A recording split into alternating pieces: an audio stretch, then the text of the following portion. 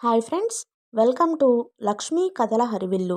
మనం ఇప్పుడు పోల్కంపల్లి శాంతాదేవి గారిచే రచింపబడిన ఏటిలోను కెరటాలు అనే కొత్త నవల ప్రారంభిద్దామండి. ఈ నవల కానీ మీకు నచ్చినట్లయితే ప్లీజ్ నా ఛానల్ని సబ్స్క్రైబ్ చేసి అలాగే మీ ఫ్రెండ్స్కి ఫ్యామిలీ మెంబర్స్కి షేర్ చేయండి. అమ్మా దేవి, దేవత, విన్నావా? మీ అత్తయ్య ఊరి నుండి గోవిందస్వామి వచ్చాడు. లోనికి కేక వేశారు సూర్యదేవులు. ఇదిగో తలుపు పక్కన ఉండి వింటుంది. భుజాల నిండా పవిట కొంగు సవరించుకుంటూ చిరునవ్వు చిందిస్తూ వచ్చి ద్వారంలో నిలబడింది శ్రీ మహాలక్ష్మి.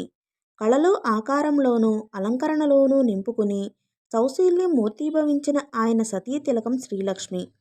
గోవిందస్వామి తలుపు రెక్క వెనక నుంచి తొంగి చూస్తూ సగమే అగుపడుతున్న దేవదాసి వంక చూస్తూ ఉన్నతుల ముందు సామాన్యుడు చూపవలసిన వినయంతోనూ తన పెద్దతనం వల్ల పిన్నెల ఎడ చూపవలసిన సరళ వాత్సల్యాలతోనూ చెప్పాడు కొంచెం విచారంగా.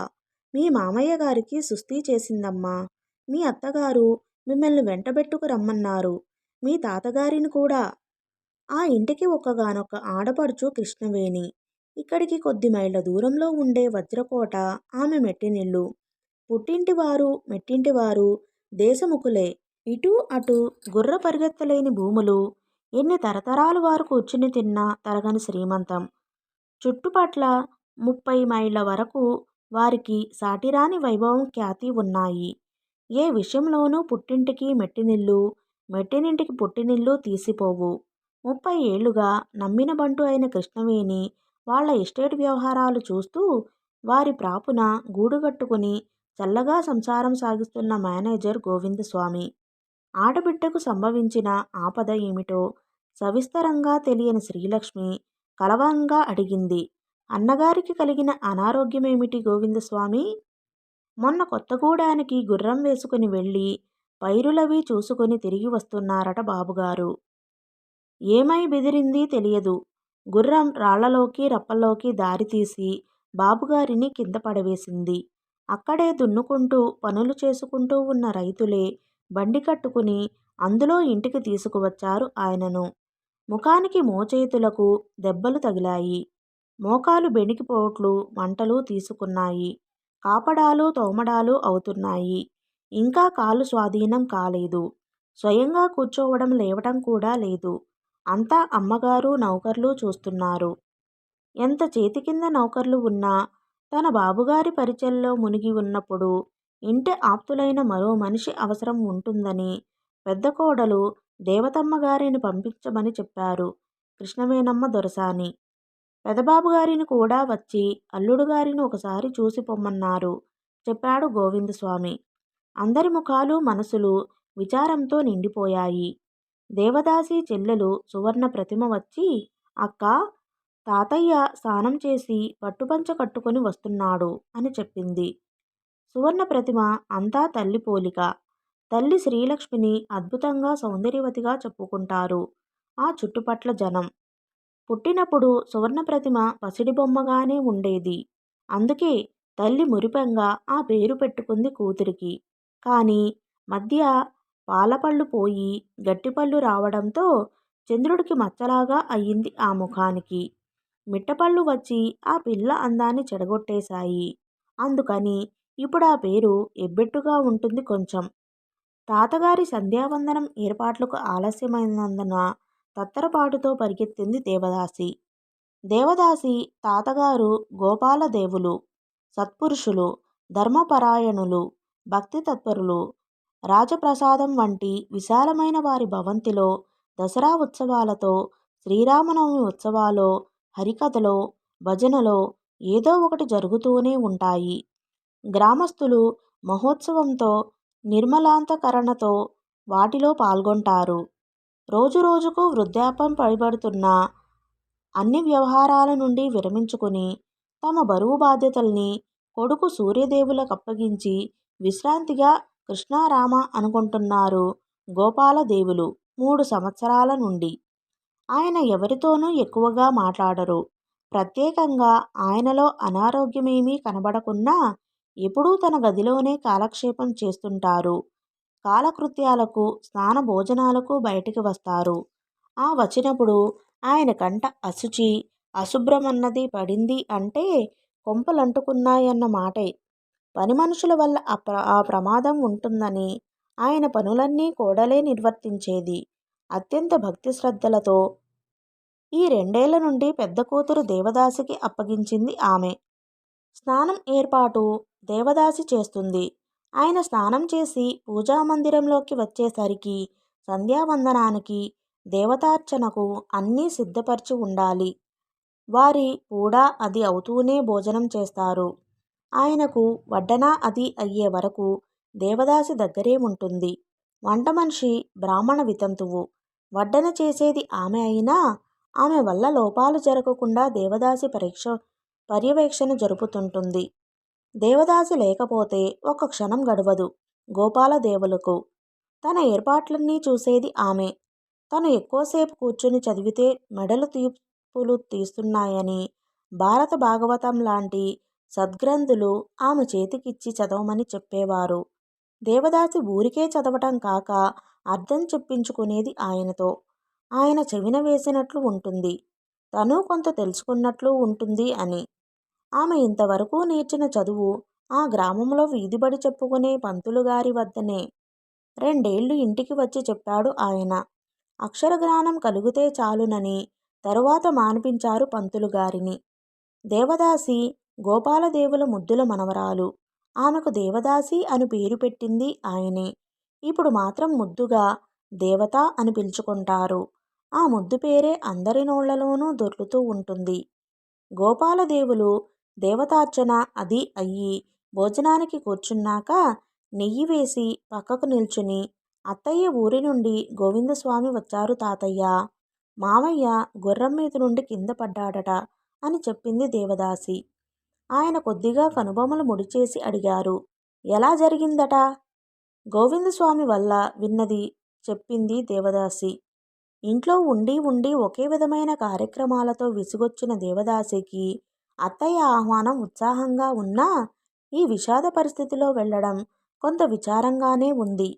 ఆప్యాయంగా పిలుచుకొని 2 రోజులు ఉంచుకొని పంపడానికి అత్తయ్య తప్ప మరి లేరు.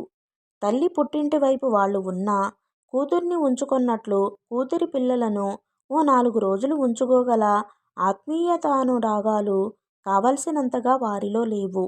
అందుకే తల్లి ఏ 4-5 ఏళ్లలో ఒకసారి పుట్టింటికి వెళ్తూ ఉంటుంది, చంటిపిల్లను మాత్రం వెంట తీసుకుని. దేవదాసి అత్తయ్య ఊరికి వెళ్ళి కూడా 2 ఏళ్లవుతుంది. అప్పుడు కూడా అత్తయ్యే తీసుకుపోయింది. ఓ నెల్లాళ్ళు మా ఊర్లో ఉండి వద్దువురా అని. ఎందుకోగాని పెద్ద కోడలి మీద ప్రత్యేక అభిమానం కృష్ణవేణికి. ఏ పరిస్థితుల కారణంగానో కృష్ణవేణి పుట్టింటికి వచ్చి కూడా 2 ఏళ్లవుతుంది. లేకుంటే పండగలకు పబ్బాలకు తరచుగా వస్తూనే ఉండేది ఆమె. గోపాలదేవులు భోజనం ముగించి పట్టుపంచ వదిలి ఉతికిన దోవతి కట్టుకుని కండువా భుజం మీద వేసుకుని హాల్లోకి వచ్చారు. దేవదాసి వల్ల విన్న సమాచారమే తిరిగి గోవిందస్వామి వల్ల విని విచారంలో మునిగిపోయారు. అల్లుడు శ్రీనివాసరావు అల్లుడి వలే కాక కొడుకు వలె మసులుకొనేవారు. అత్తవారింటికి వచ్చినప్పుడు అల్లుడనగానే గరికపోచ కూడా విర్రవీగి నిల్చుంటుందట. కానీ శ్రీనివాసరావు గారికి అలాంటి ఎచ్చులు భేషజాలు లేవు. చాలా కలుపుగోలుగా మనసిచ్చి మసులుకొనేవారు. అందుకే అల్లుడంటే ఎక్కడలేని ప్రేమ గోపాలదేవులకు. అల్లుడికి సంభవించిన విపత్తుకు ఆయనెంతో వ్యథ చెందారు. భార్గవరాముడు వెళ్ళి 3 ఏళ్లు కావస్తుంది కదూ? అడిగారు గోపాలదేవులు. కావస్తుంది. 2 నెలల తరువాత వచ్చేస్తున్నట్లు జాబు వ్రాసారట చినబాబు. ఉండేది ఒక్క నలుసు. ఇటువంటి ఆపద సమయంలో అక్కరకు రాకపోతే ఏమనుకోవాలి? బరువుగా నిట్టూర్చారు గోపాలదేవులు. అల్లుడిని చూసి కూతుర్ని పరామర్శించి రావడానికి గోపాలదేవులు కూడా సిద్ధమయ్యారు. కృష్ణవేణి పంపిన బండివాడికి 3 గంటలకు బండి కట్టాలని చెప్పి ఓ కునుకు తీయడానికి తమ గదిలోకి వెళ్ళిపోయారు. దేవదాసికి జడ అల్లి ఆ బారెడు జడలో అరచెయ్యి వెడల్పున జడబిళ్ళ విప్పి ఇక లేచి ముఖం కడుక్కుని బొట్టు కాటుక పెట్టుకో అని చెప్పి లేచింది తల్లి. దేవదాసి వెంట తీసుకునే బట్టలు అల్మరా నుండి ఒకటొకటి ఏరి పెట్టెలో సర్దుతుంటే సూర్యదేవులు వచ్చారు. నాన్నగారు కూడా వెడుతున్నారా? అవును. అన్ని బట్టలు సర్దుతున్నావు? దేవి ఎన్నాళ్ళుంటుందక్కడ? మహా ఉంటే వారం 10 రోజులు. బావగారికి కాస్త నయమై అక్కకు విశ్రాంతి చిక్కిందంటే దేవికి అక్కడేం పని? ఏం తరువాత ఉండకూడదా? అని నవ్వింది శ్రీలక్ష్మి. ఉండకూడదని కాదు, అవసరమేముందని. ఏమో, ఒకనాడు ఇక్కడికి రావడానికే దానికి అనవసరమైతే బావుంటుందని అనిపిస్తుంది నాకు మందస్వరాన అన్నది ఆమె. దేవదాసి అప్పుడు కట్టుకోవడానికి చీర జాకెట్టు యువతలు తీసిపెడుతూ. అంటే? తెల్లబోయారు ఆయన. పరిస్థితి ఈ విధంగా కాకుండా మామయ్య వెడుతున్నది మరో విధంగా అయితే దేవతను తన కోడల్ని చేసుకోమని చెప్పమని ఉందును మామయ్యతో. ఆ మాట చెప్పడానికి ఇప్పుడు సమయం కాదు. ఈ ఆలోచన ఎప్పుడు కలిగింది తమరికి? కొంచెం విస్మయం, కొంచెం వెటకారింపు మిళితం చేస్తూ అన్నారు ఆయన. ఏం బాలేదా? నిన్న మొన్నటి వరకు లంగాలు తొడుక్కుంటున్న ఈ పిల్లను 25 వాడికా? చక్కగా ఉంటుంది ఈడు జోడు సాగదీశారు. రేపు శ్రావణం వస్తే మీ కూతురికి ఎన్నోళ్ళో తెలుసా? 16 వెళ్ళి 17 పడుతుంది. ఏం ఇంకా బుల్లి పాపాయ్ అనుకున్నారా? అయినా 8 ఏళ్ల తేడా అవుతుంది ఇద్దరికి. ఉహుం, మందహాసం చేస్తూ అంది శ్రీలక్ష్మి. మీ 22వ ఏట కదూ మన పెళ్లి జరిగింది? అప్పుడు నాకెన్నాళ్ళు? 9 ఏళ్లే. ఆ కాలం సంగతి వేరు. నిన్న మొన్నటి వరకు లంగాలు వేసుకుని బొమ్మల పెళ్ళిళ్ళు చేసే దేవిని భార్గవుడి పక్కన ఊహించడానికి మనసొప్పడం లేదు శ్రీలు అన్నారు గంభీరంగా సూర్యదేవులు. మొగ్గగా ఉన్నదే ఒక రాత్రిలో రేకులు విచ్చుకుని నిండు పర్వం వలకబోస్తుంది సుమకన్య. ఆడపిల్ల ఎంతలో ఒదిగిపోతుంది. దేవి యవ్వనవతి కాలేదా? పుష్పవతులయ్యాక పెళ్లి చేస్తే కన్యాదాన ఫలం చిక్కదని మామయ్య పోరుతుండగానే దేవి పెద్ద మనిషి అయ్యి ఏడాది దాటిపోయింది. దాని పెళ్లి సంగతి మీకు చీమ కుట్టినట్టుగా కూడా లేదు. ఆడకూతురు పెళ్లి చింత తల్లికున్నట్లు తండ్రికి ఎందుకుంటుంది గాని? నిష్ఠూరమాడింది శ్రీలక్ష్మి. భార్గవుడు ముసలివాడా, ముతకవాడా? 25 ఏళ్ళు.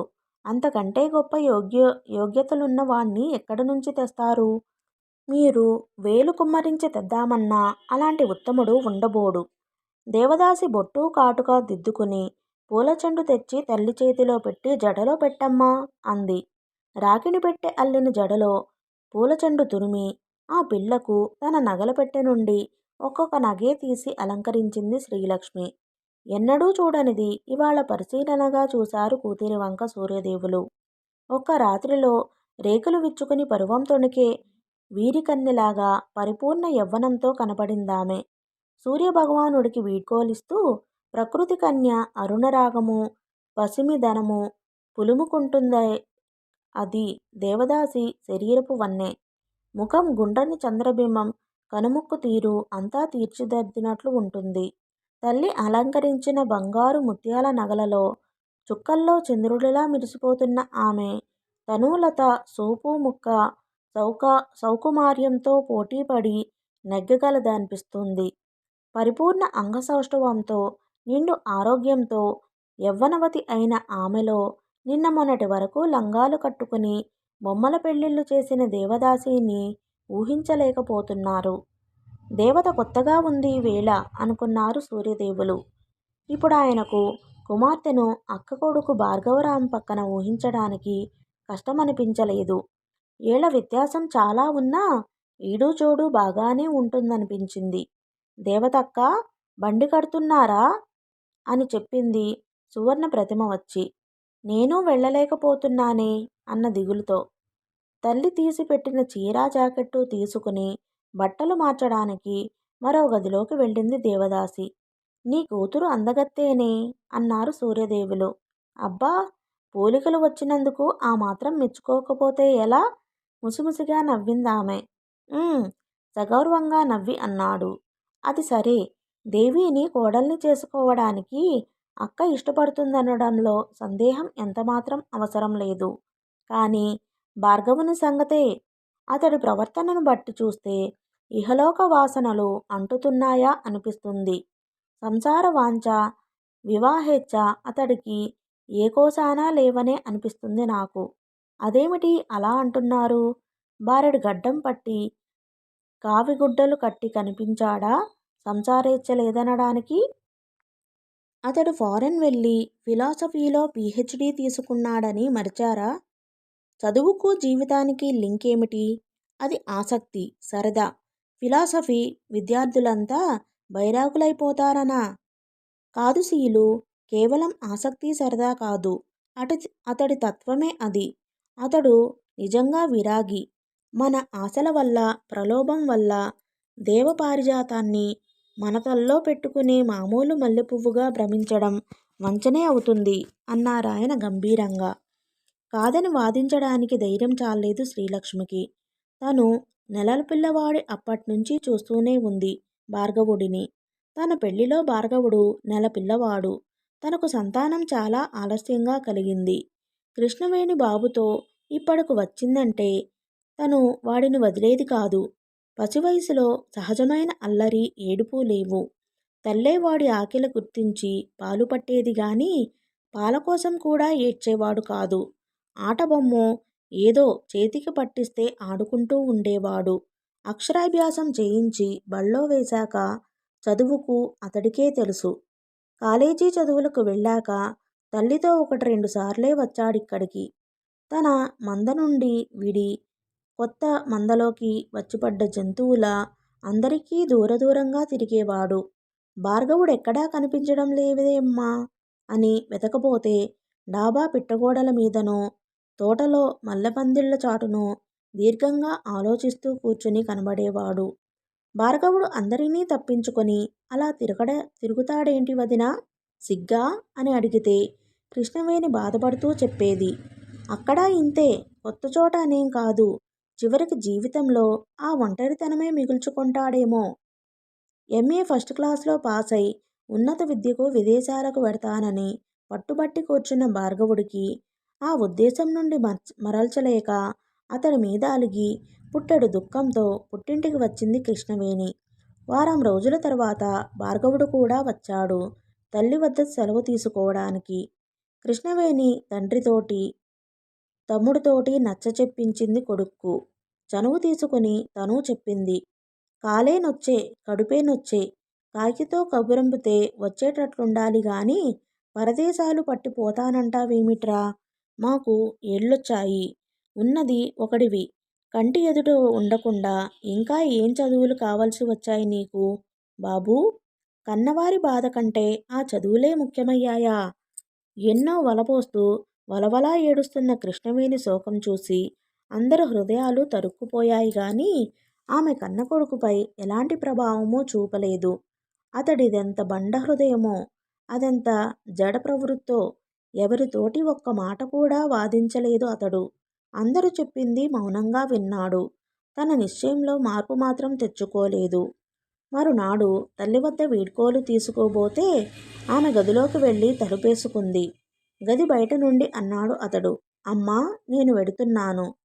ఏ మమతానుబంధము, ఏ బాంధవ్యము నిన్ను బంధించకూడదనుకుంటే నీ అమ్మానాన్నలకు నీళ్ళొదిలి నిశ్చింతగా వెళ్ళు తండ్రి, ఏడుస్తూనే లోనుండి చెప్పింది కృష్ణవేణి.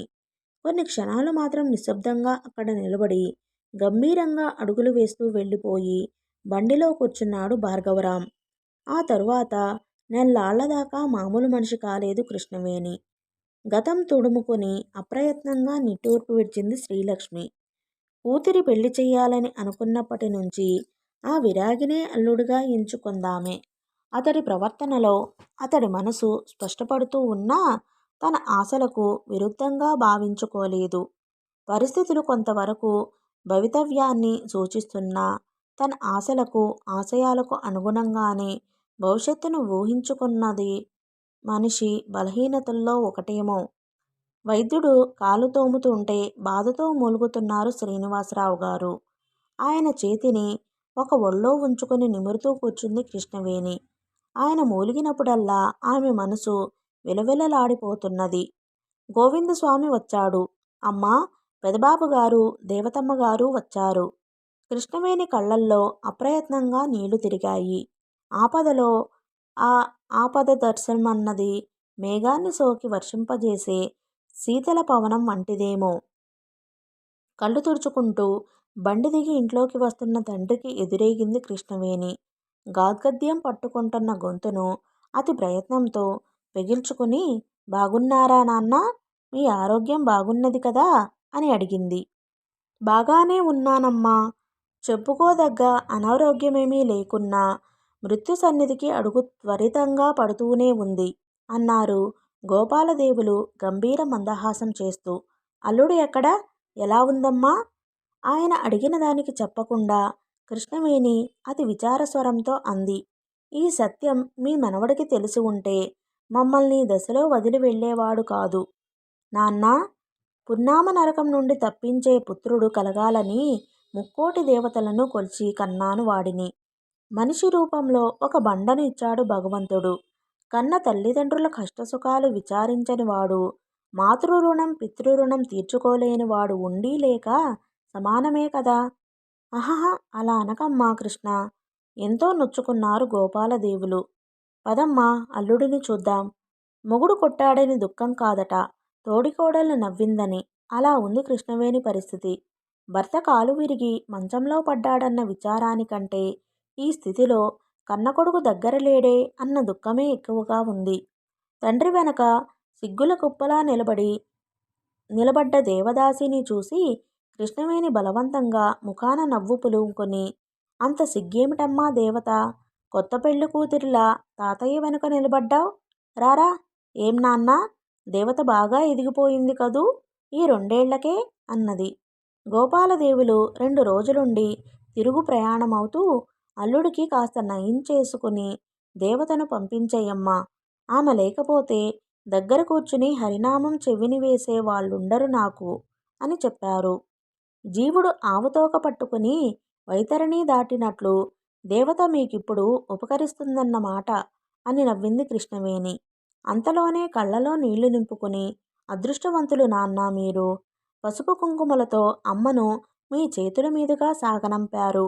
అయినా మిమ్మల్ని దైవ సమానంగా చూసుకునే కొడుకు కోడలు, తాతయ్య తాతయ్య అని ప్రేమాభిమానాలతో వెంట తిరిగే మనమలు మనవరాళ్ళు, వీళ్ళ మధ్య ఆత్మసంతృప్తికి లోటు లేకుండా కాలం వెళ్ళబుచ్చుకొని కన్నుమూసే వేళ గొంతులో శ్రీపాద తీర్థం పోసి చెవిలో హరినామం వేయగల దేవతను కూడా మీకిచ్చాడు భగవంతుడు.